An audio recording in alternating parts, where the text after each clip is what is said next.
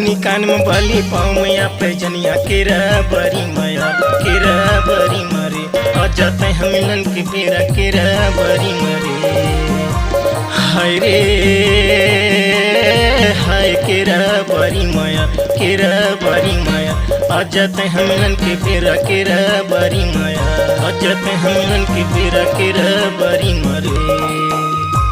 नाक में नथनी कान में बाली पाँव में पैजनिया केरा बरी माया आहू मिलन के बेरा केरा बरी मरे हाय रे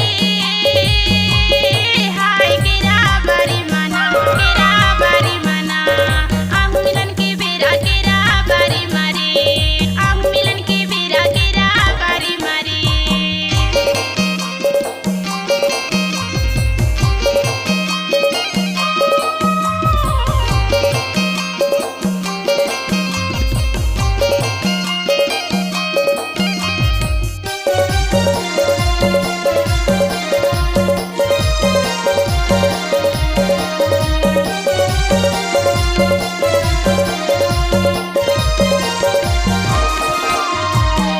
चंदनिया निर्मल छैया मन मंगरा जैसे फूल देख तो मन मंगरा जैसे फूल मैया माँ हो गए दीवाना दोनों नैन माँ झूले केरा बरी माया केरा बरी मारे आ जाते हम मिलन के बेरा केरा बरी मारे हाय रे हाय केरा बरी माया केरा बरी मारे आ जाते हम मिलन के बेरा केरा बरी माया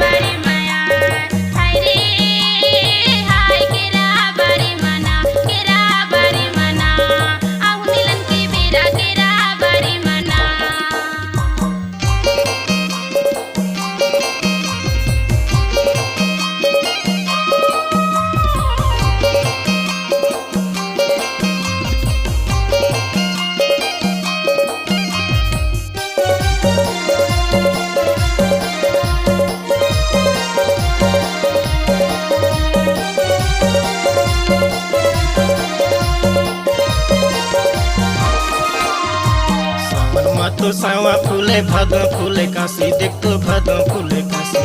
सावन भादो रिम झिम वर्षा कार्तिक माँ दिवाली केरा बरी माया आ जाते हैं मिलन के बेरा केरा बरी मारे हाय रे हाय केरा बरी माया केरा बरी मारे आ जाते हैं मिलन के बेरा केरा बरी मारे आ जाते हैं मिलन के बेरा केरा बरी मारे मन अपनी कान में बाली पाँव में पैजनिया केरा बरी मना आहू मिलन के बेरा केरा बरी मना हाय रे हाय केरा बरी मना आहू मिलन के बेरा केरा बरी मना आहू मिलन के बेरा केरा बरी मना नथनी कान में बाली पाँव में पैजनिया केरा बरी माया केरा बरी मारे आ जाते हैं मिलन के बेरा केरा बरी मारे हाय रे हाय केरा बरी माया केरा बरी मारे आ जाते हैं मिलन के बेरा केरा बरी माया आ जाते हैं मिलन के बेरा केरा बरी माना आ जाते हैं मिलन के बेरा केरा बरी माना आ जाते हैं मिलन के बेरा केरा बरी माना आ जाते हैं मिलन के बेरा केरा बरी माना छत्तीसगढ़ी सांस्कृतिक लोक कला मंच शिव के धाम सिंहपुर हेमरगांव बरपीपल के छांव गायक भाई धर्म से तेकाम गायिका प्रेमलता ध्रुवे